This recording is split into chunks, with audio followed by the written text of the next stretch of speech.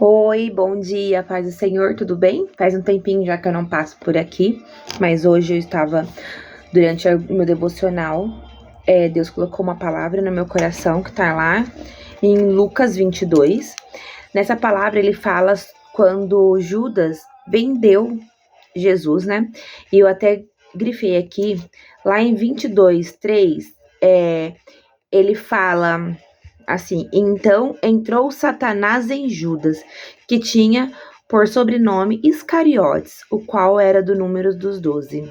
Então, isso me fez a refletir que Judas, ele foi escolhido entre os 12. Jesus escolheu ele entre os 12.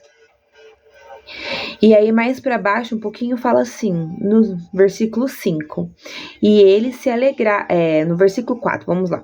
E ele foi no seu caminho e comunicou aos principais sacerdotes e capitães como ele poderia traí-lo.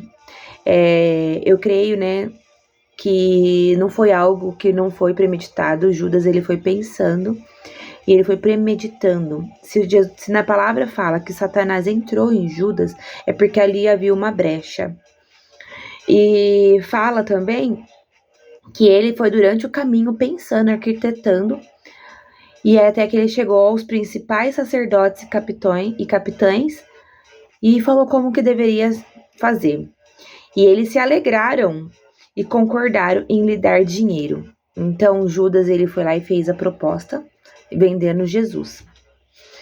E aí depois, quando eles já estão lá na mesa, que Jesus fala para eles durante a ceia, que aquilo deverá se cumprir, que existe um traidor entre eles, né? Jesus fala também com Pedro. Pedro também foi um dos 12 escolhidos. E aí Jesus vira para Pedro e fala para Pedro: Simão, Simão, eis que Satanás tem desejado te ter para vos peneirar como trigo. Da mesma forma, o Espírito Santo me levou a refletir que da mesma forma que Judas, ele teve o livre-arbítrio, né? Da mesma forma que ele teve o livre-arbítrio de escolher, Pedro também. Ali em Pedro também existia brechas. E Judas também existia uma brecha. E Jesus fala para Pedro: olha, Satanás tentou entrar em ti. Satanás também te deseja te ter, assim como nós, todos os dias. Nós também temos o livre-arbítrio. E Satanás também tenta contra nossas vidas diariamente, para que nós saiamos do caminho do Senhor. E aí, no versículo 32, fala assim, que Jesus continua falando, né? Mas eu orei por ti, para que a tua fé não desfaleça, e tu, quando te converteres. Opa! Mas Pedro andava com Jesus da mesma forma que Judas também andava. Então, Pedro, ele teve também a mesma escolha, mesmo direito de escolha que Judas também teve, porque eles estavam em um processo de conversão. Tanto que Pedro, ele continuava sendo esquentadinho, nesses 3 anos que ele andou com Jesus, e ele continuava com seus defeitos, mas ele vinha numa busca que ele queria aprender mais com o mestre, assim como nós também. A gente vem numa busca diária. Ninguém é perfeito, eu não sou perfeita, ninguém é perfeito, mas a gente tem uma busca diária, uma busca que a gente tem que buscar o Senhor todos os dias, a face de Deus, todos os santos dias a gente tem que acordar e pedir para Deus: Senhor, eis-me aqui. Que a gente tem que se colocar ali à disposição do Senhor e pedir para Ele: cura, Senhor. Assim como Judas teve a oportunidade de escolher o caminho certo, Pedro também teve a oportunidade de escolher o caminho errado. E aí Jesus fala: quando te converteres. Então Pedro estava em uma busca de conversão. A conversão não é do dia para a noite. A conversão não é fácil. A conversão é uma busca.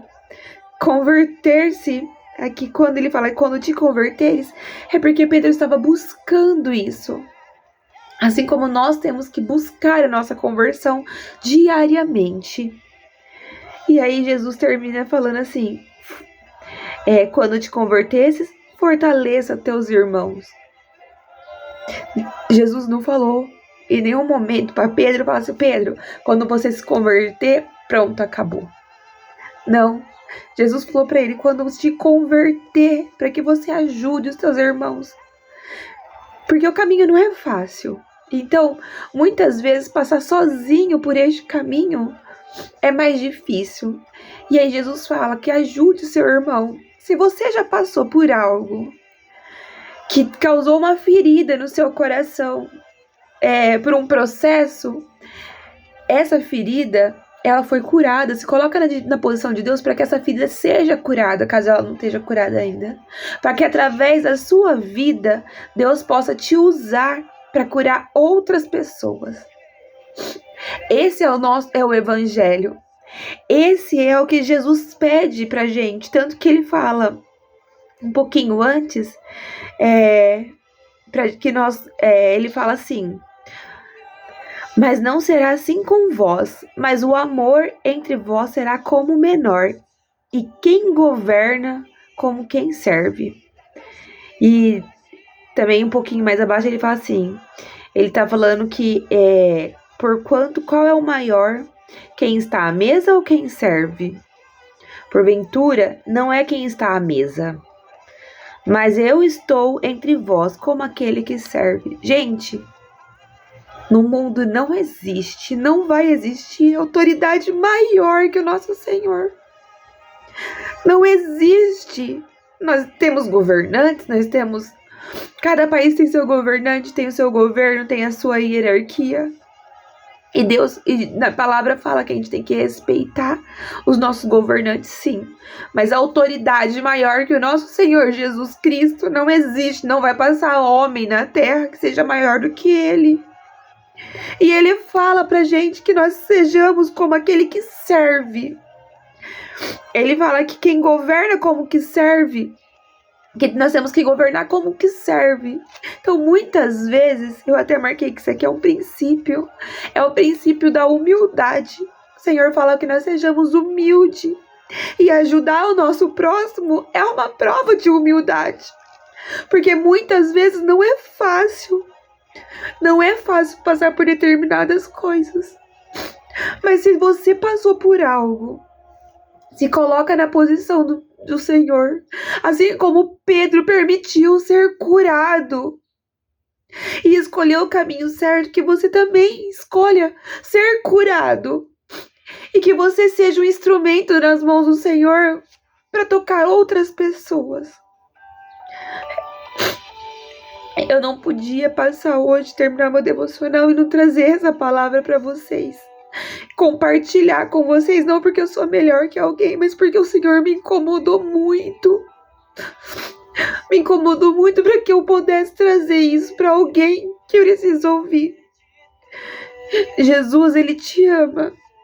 Ele conhece as suas dores, mas você precisa se posicionar. Precisa se colocar. E fazer a escolha, Senhor, eu escolho a Tua presença na minha vida. É questão de posicionamento. Pedro, ele teve um posicionamento. Judas teve um posicionamento. E Deus permitiu que cada um deles fizesse a escolha conforme eles queriam. Que assim seja também na minha vida e na tua vida. Que você escolha a presença do Senhor. E que permita Ele te curar, porque eu sei que através da cura que o Senhor vai realizar na tua vida, pessoas serão alcançadas e a palavra do Senhor chegará aonde tem que chegar. Que vocês tenham um bom dia, um dia maravilhoso, uma quinta-feira abençoada na presença do Senhor, e que o Senhor transborde o amor na vida de cada um de vocês. Fica com Deus, amém.